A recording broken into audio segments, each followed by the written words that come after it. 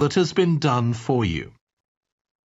On this occasion only, the conversation relating to this will be played first. Good morning. What can I do for you? I want to report a theft. I had some things stolen out of my bag yesterday. I'm sorry to hear that. Right, so I'll need to take a few details. Can I start with your name? Louise Taylor. The woman's name is Louise Taylor. So Taylor has been written in the space. Now we shall begin. You should answer the questions as you listen, because you will not hear the recording a second time. Listen carefully and answer questions 1 to 3. Good morning. What can I do for you? I want to report a theft. I had some things stolen out of my bag yesterday. I'm sorry to hear that. Right, so I'll need to take a few details. Can I start with your name? Louise Taylor. Okay, thank you. And are you resident in the UK? No, I'm actually Canadian, though my mother was British. And your date of birth? December 14th, 1977. So you're just visiting this country? That's right. I come over most summers on business. I'm an interior designer, and I come over to buy old furniture, antiques, you know? There are some really lovely things around here, but you need to get out to the small towns. I've had a really good trip this year, until this happened. Okay. So you've been here quite a while? Yes, I'm here for 2 months. I go back next week. So, may I ask where you're staying now? Well, at present, I've got a place at Park Apartments. That's on King Street. I was staying at the Riverside Apartments on the same street, but the apartment there was only available for 6 weeks, so I had to find another one. Okay. And the apartment number? 15. Right. Before you hear the rest of the conversation, you have some time to look at questions 4 to 10.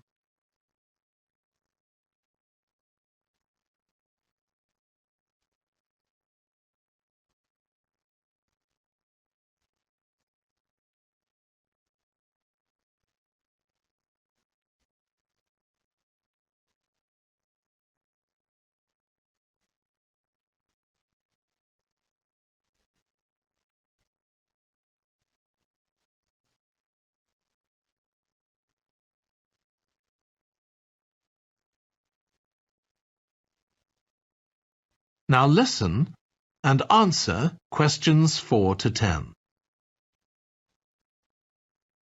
Now, I need to take some details of the theft. So, you said you had some things stolen out of your bag? That's right.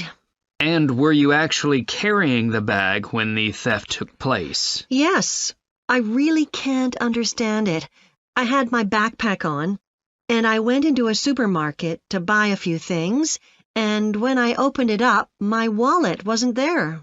And what did your wallet have in it? Well, fortunately, I don't keep my credit cards in that wallet. I keep them with my passport in an inside compartment in my backpack, but there was quite a bit of cash there, about £250 sterling, I should think. I withdrew £300 from my account yesterday, but I did a bit of shopping, so I must have already spent about £50 of that. Okay. At first I thought, oh, I must have left the wallet back in the apartment. But then I realized my phone had gone as well. It was only a week old, and that's when I realized I'd been robbed. Anyway, at least they didn't take the keys to my rental car. Yes. So, you say the theft occurred yesterday? Yes. So that was September the 10th? And do you have any idea at all of where or when the things might possibly have been stolen? Well, at first I couldn't believe it because the bag had been on my back ever since I left the apartment after lunch. It's just a small backpack, but I generally use it when I'm traveling because it seems safer than a handbag. Anyway, I met up with a friend, and we spent a couple of hours in the museum. But I do remember that as we were leaving there, at about 4 o'clock, a group of young boys ran up to us, and they were really crowding round us, and they were asking us what time it was. Then, all of a sudden, they ran off. Can you remember anything about them? The one who did most of the talking was wearing a T-shirt with a picture of something. Let's see. A tiger. Right. Any idea of how old he might have been? Around 12 years old? And can you remember anything else about his appearance? Not much. He was quite thin. Color of hair?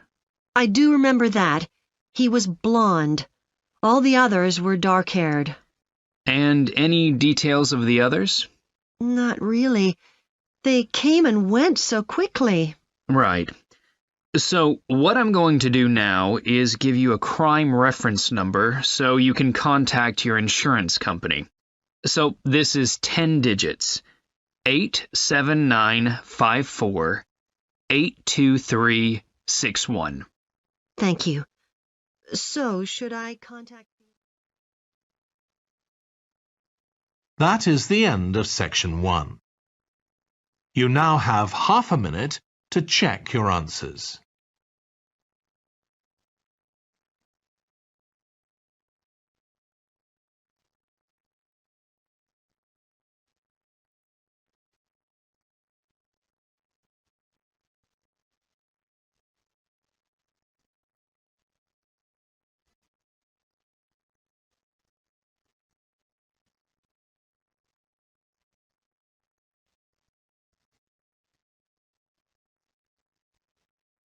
Now turn to section 2.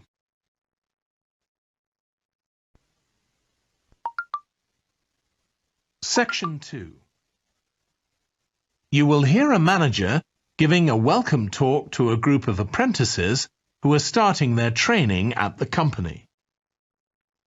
First, you have some time to look at questions 11 to 14.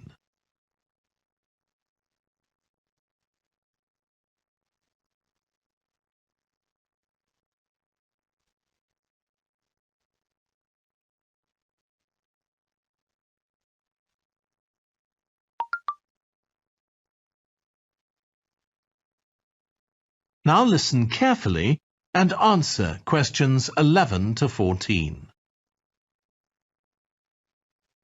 Good morning, everyone.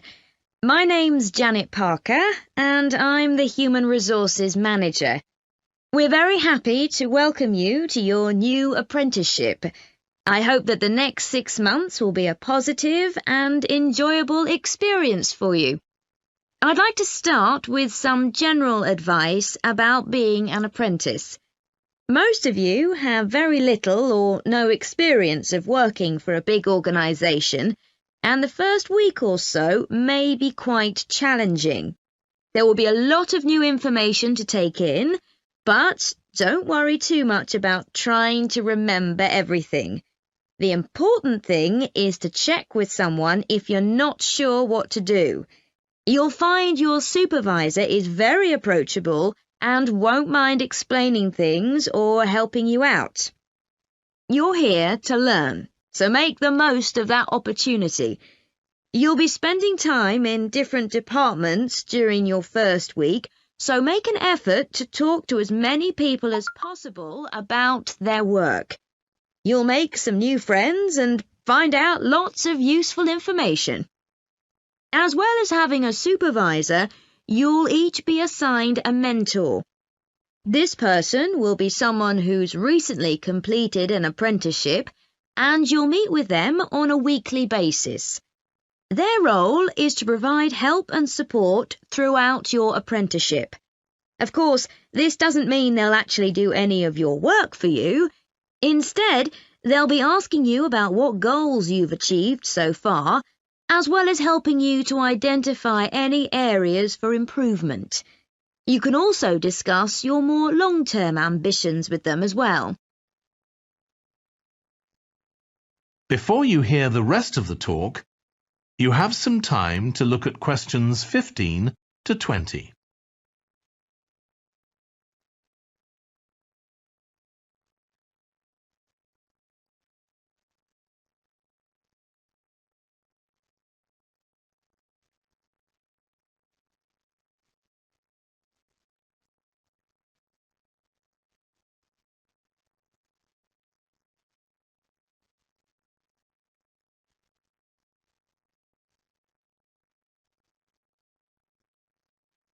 Now listen and answer questions 15 to 20.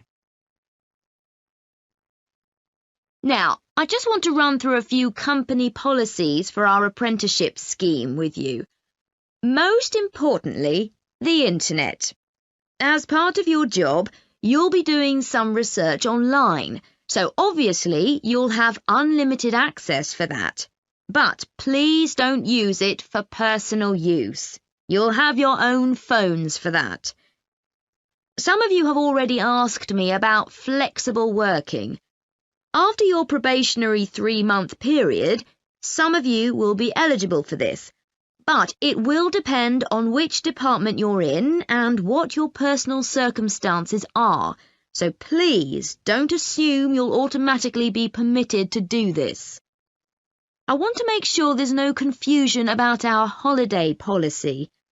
Apart from any statutory public holidays, we ask that you don't book any holidays until after your 6-month apprenticeship has finished. Time off should only be taken if you are unwell. Please speak to your supervisor if this is going to be a problem. You'll be expected to work a 40-hour week, but there may be opportunities to do overtime during busy periods. Although you're not required to do this, it can be a valuable experience, so we advise you to take it up if possible. Obviously, we understand that people do have commitments outside work, so don't worry if there are times when you are unavailable. As you know, we don't have a formal dress code here. You may wear casual clothes as long as they're practical. And the only restriction for shoes we have is on high heels for health and safety reasons. Comfortable shoes like trainers are preferable. There's a heavily subsidised canteen on site where you can get hot meals or salads cheaply. Snacks and drinks are also provided, so we've decided to introduce a no-packed lunch policy. This is partly to encourage healthy eating at work and partly to stop people from eating at their workstation, which is unhygienic. Okay, moving on to... That is the end of section 2. You now have half a minute to check your answers.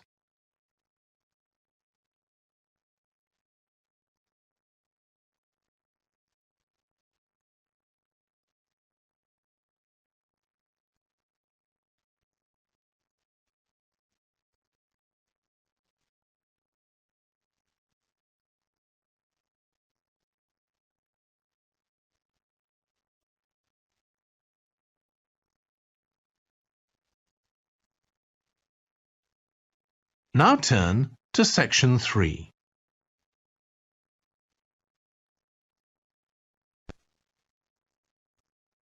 Section 3.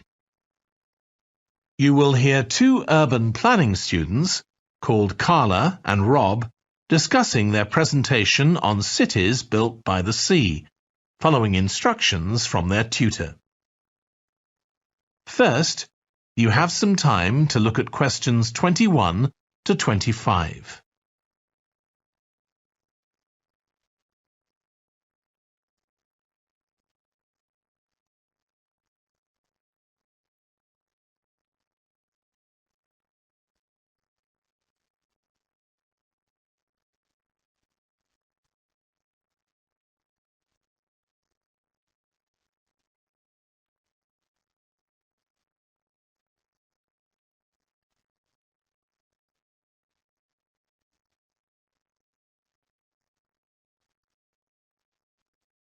Now listen carefully and answer questions 21 to 25.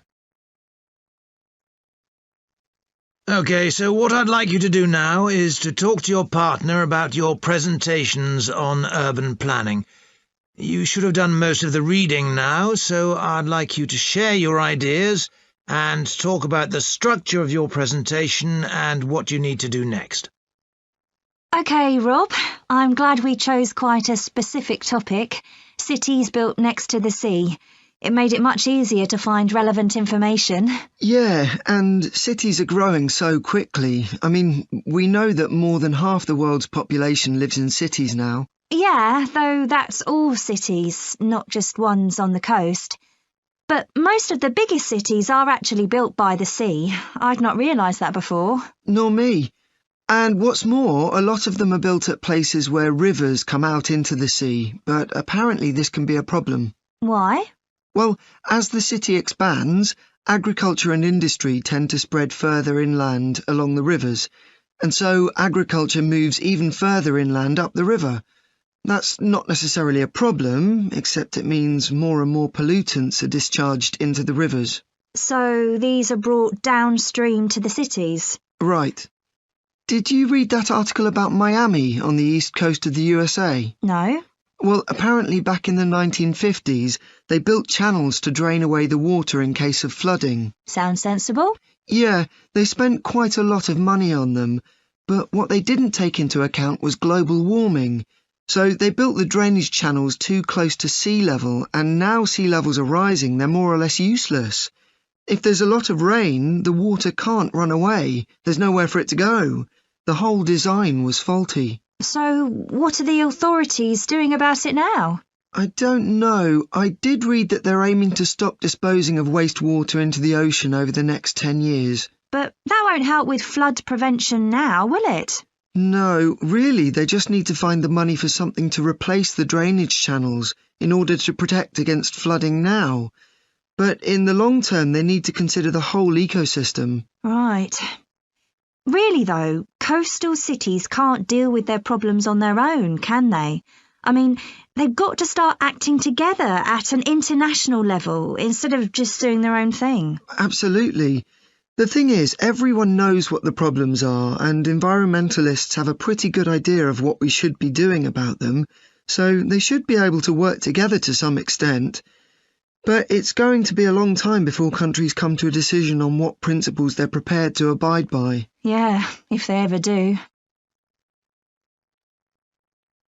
Before you hear the rest of the discussion, you have some time to look at questions 26 to 30.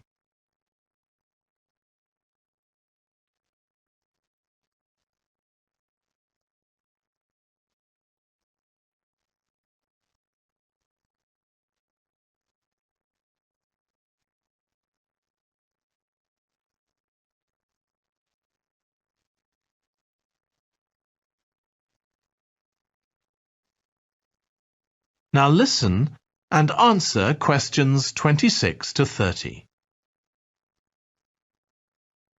So, I think we've probably got enough for our presentation. It's only 15 minutes. OK, so I suppose we'll begin with some general historical background about why coastal cities were established. But we don't want to spend too long on that. The other students will already know a bit about it. It's all to do with communications and so on. Yes. We should mention some geographical factors, things like wetlands and river estuaries and coastal erosion and so on. We could have some maps of different cities with these features marked. On a handout, you mean? Or some slides everyone can see? Yeah, that'd be better. It'd be good to go into past mistakes in a bit more detail. Did you read that case study of the problems there were in New Orleans with flooding a few years ago? Yes, we could use that as the basis for that part of the talk. I don't think the other students will have read it, but they'll remember hearing about the flooding at the time. OK. So that's probably enough background. So then we'll go on to talk about what action's been taken to deal with the problems of coastal cities. OK.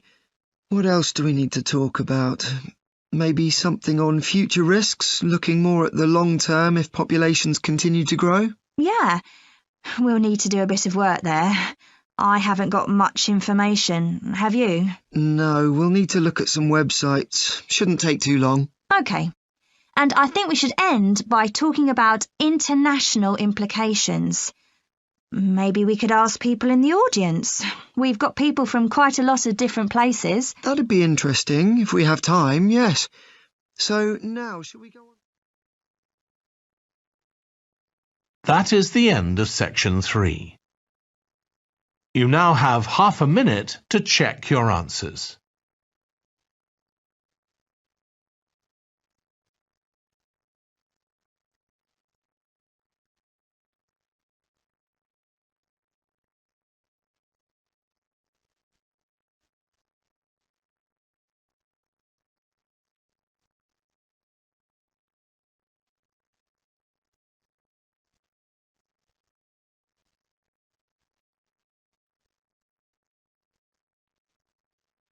Now turn to section 4.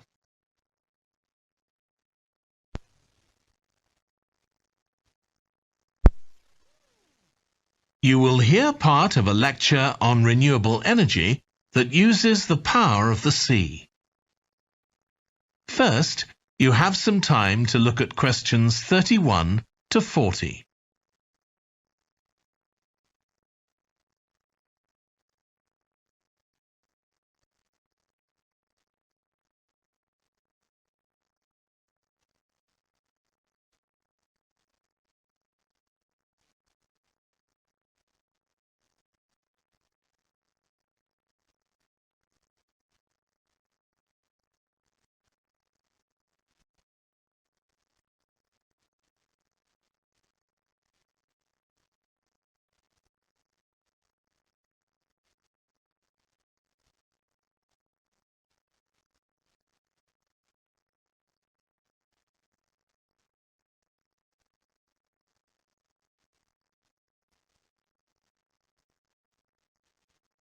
Now listen carefully and answer questions 31 to 40.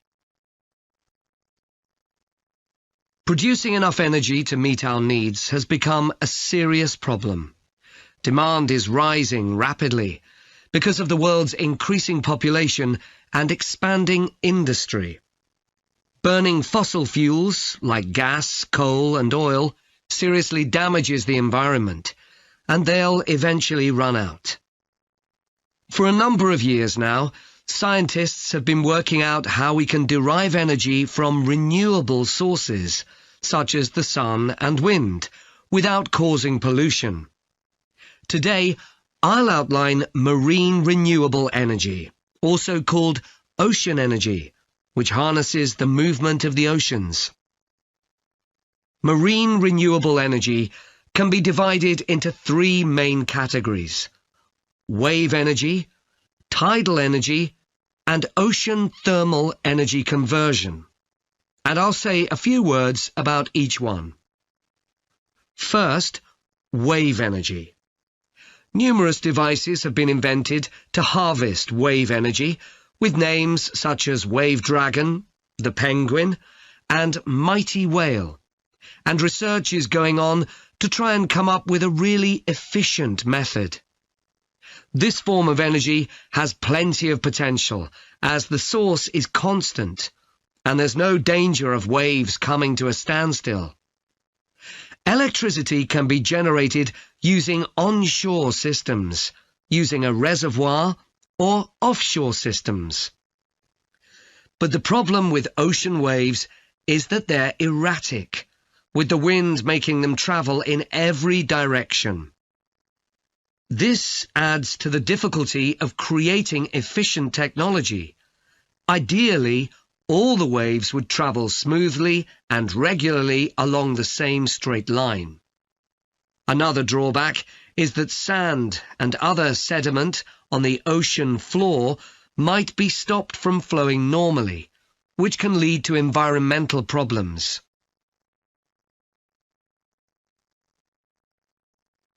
The second category of marine energy that I'll mention is tidal energy.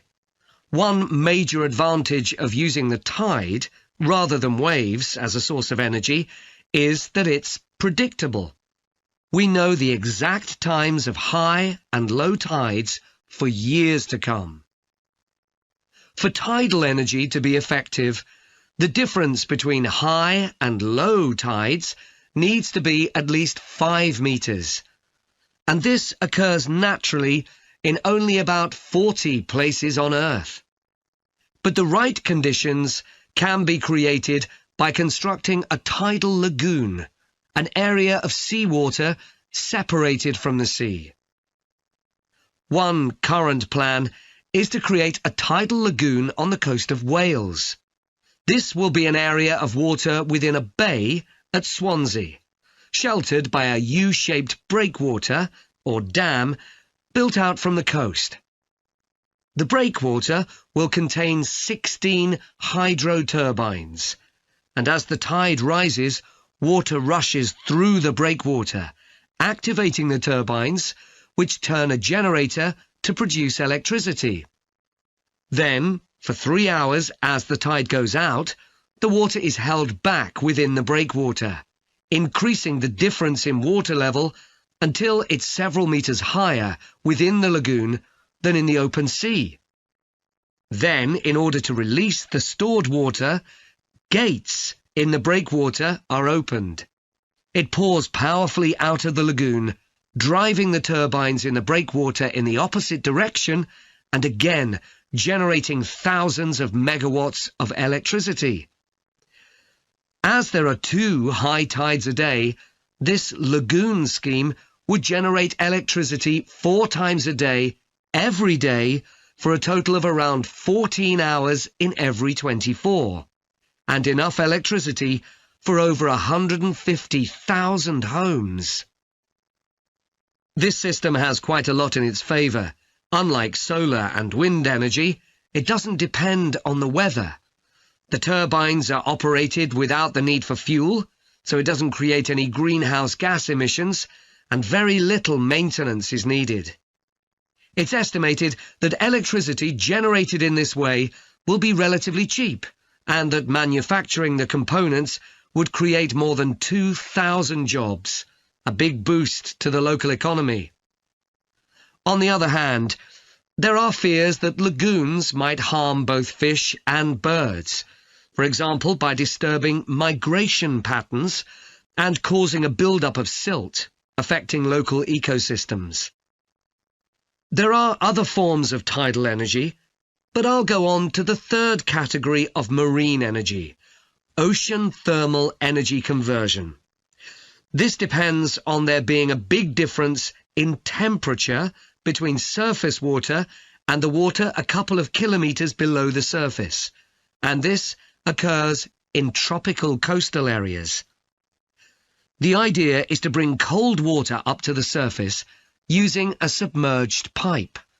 The concept dates back to 1881, when... That is the end of section 4. You now have half a minute to check your answers.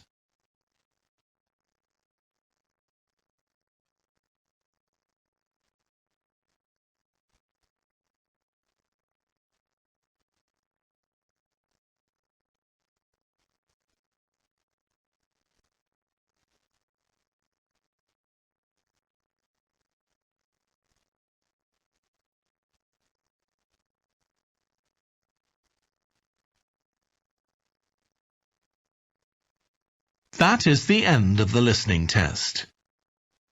In the IELTS test, you would now have 10 minutes to transfer your answers to the answer sheet.